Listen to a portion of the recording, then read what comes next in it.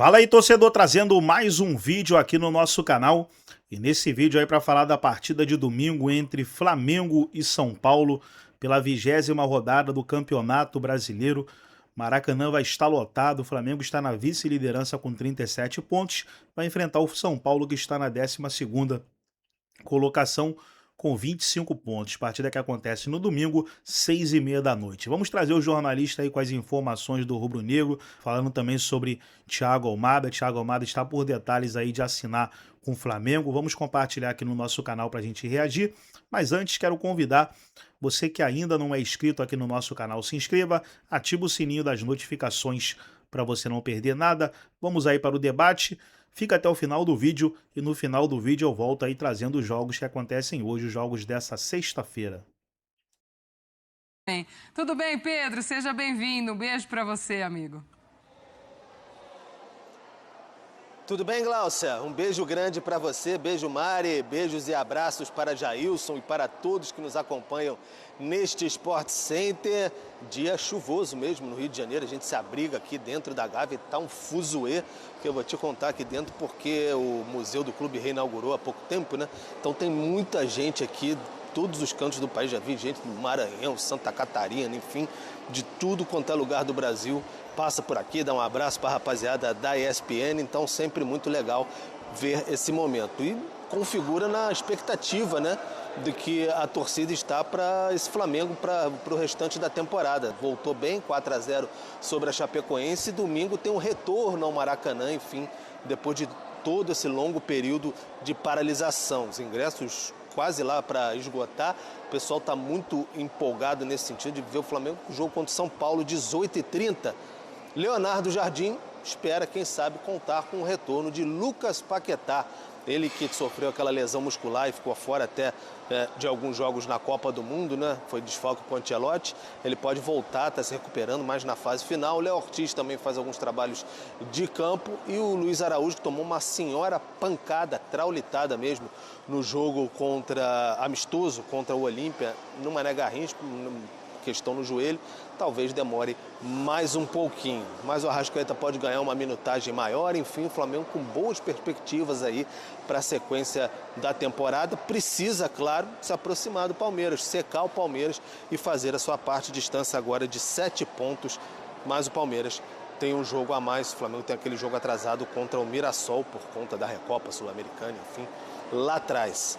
Sobre a Almada, Flamengo conversando os detalhes finais, aquela boca no papel, né? Colocar um acordo de boca no papel, ver como é que vai compactuar a questão das parcelas para o jogador, um pouco acima de 20 milhões de euros pelos 50% de direitos que pertencem ao Atlético de Madrid. A expectativa de que representantes do jogador já cheguem em breve ao Rio de Janeiro e quem sabe na próxima semana o Almada possa ser liberado para deixar a Argentina e vir para o Rio de Janeiro, faz aquelas questões de praxe, exames, quem sabe, etc. Então o Flamengo confiante e ainda trabalha por mais 2 contratações para dar ao técnico Leonardo Jardim.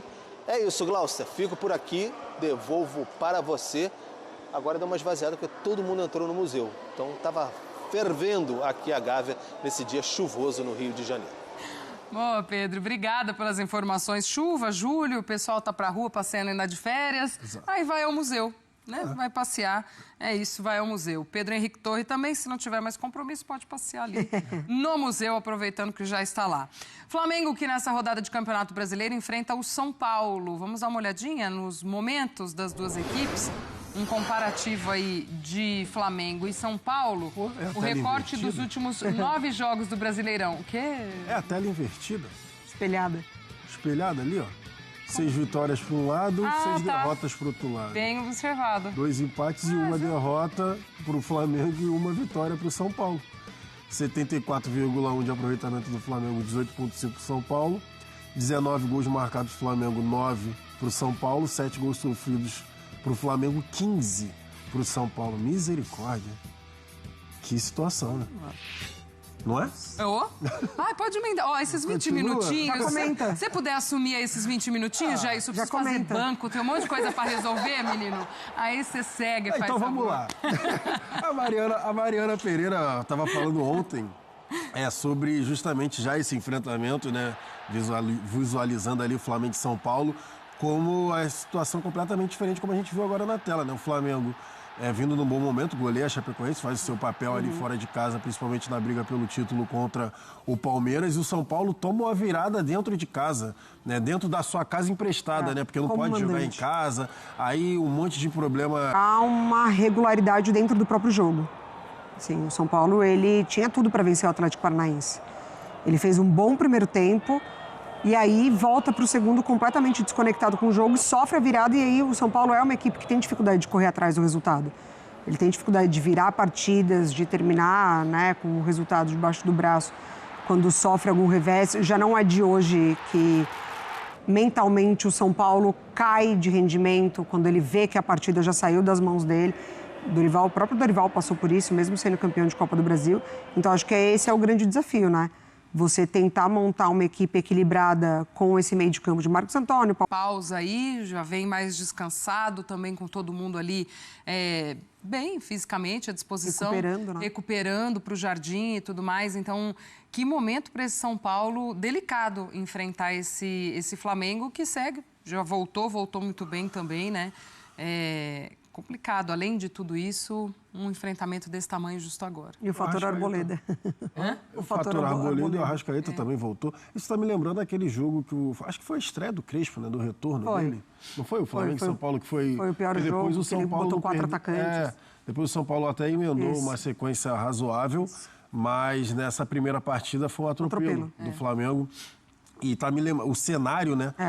Pré-jogo, tá me lembrando justamente essa partida, porque também é Maracanã lotado, a torcida empolgada, o Flamengo acabando de vir de uma goleada, os jogadores importantes da equipe voltando, uma estrutura de jogo. Porque, por exemplo, se com o Leonardo Jardim tem o Samuel Lino, que está flutuando dos dois lados, está conseguindo entregar pelo lado esquerdo, e quando está o lado esquerdo ocupado, ele vem pelo lado direito também, está conseguindo entregar, inclusive na intertemporada ali, quando um dos melhores jogadores do Flamengo, no lado de São Paulo você vê um time torto, a gente já falou isso aqui, você tem o Arthur pelo lado direito, trazendo para dentro, mas do lado esquerdo você tem dúvidas, porque o Marcos Antônio não é ponta, o Marcos Antônio vai fazer por ali aquele ponta armador, né, que a gente estava falando ontem, então você necessita da ultrapassagem do lateral, então o Wendel ficando muito preso, você não tem corredor, então fica um time torto pelo lado direito, fora a troca de passe. Então, assim, para mim, até agora, o São Paulo não conseguiu se recuperar do modelo de jogo que tinha com o Crespo, né?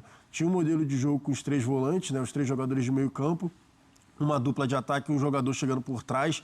Muitas vezes ali o Luciano, o Lucas Moura, né, estava nessa tentativa de ser esse cara também, mas agora se machucou novamente. E ali, quando chegou o Roger, tentou com o Ferreirinha. Só que o Ferreirinha pela ponta esquerda, tecnicamente também não entregando tanto. Então, para mim, até agora, ainda está refém daquele São Paulo com os 3 jogadores de meio do Crespo, e agora o Dorival vai tentar equilibrar essa equipe, principalmente a ausência de um jogador que faça esse corredor pelo lado esquerdo. O sacode para o Flamengo foi quando ele colocou 3 zagueiros. Foi, né? Foi. Falei 4 atacantes, mas era o esquema com 3 zagueiros. A gente vai entrar na 20ª rodada, segundo turno de Campeonato Brasileiro chegando, e o Ricardinho. Falar aí agora, pessoal, dos jogos que teremos aí nessa sexta-feira. Ontem tivemos o Corinthians vencendo o Remo 3-0, Bolívar vencendo o Grêmio 3-2, aí já na Sul-Americana. Na Série B, o Botafogo venceu o Juventude por 4-2. Jogos populares aí de ontem. Aí hoje, pela Série D, teremos muitos jogos hoje aí, ó. Série D, Asa e Cianorte, CSA e São Luís, Portuguesa e Uberlândia, 13 São José, Iguatu e Nacional, ABC e Luverdense, Gama e América de Natal, Ferroviário e Goiatuba. Aí teremos Campeonato Brasileiro Feminino hoje, Campeonato Amazonense Sub-20, Campeonato Baiano Sub-20, Campeonato Brasileiro Feminino Segunda Divisão, Campeonato Candango Sub-20, Campeonato Paulista Sub-20 acontecendo aí, ó, Sub-20 do Paulistão. Hoje teremos Campeonato Argentino, alguns jogos aí do Campeonato Argentino, Campeonato Chileno, Campeonato Colombiano, Campeonato Uruguaio, Campeonato Paraguaio, Peruano, Campeonato Russo também, ó. Vai ter Campeonato Russo hoje, tá aí. Os principais jogos. Gostou do vídeo? Deixa o like, se inscreva no canal, ativa o sininho das notificações. Forte abraço a todos e até o nosso próximo vídeo aqui no nosso canal.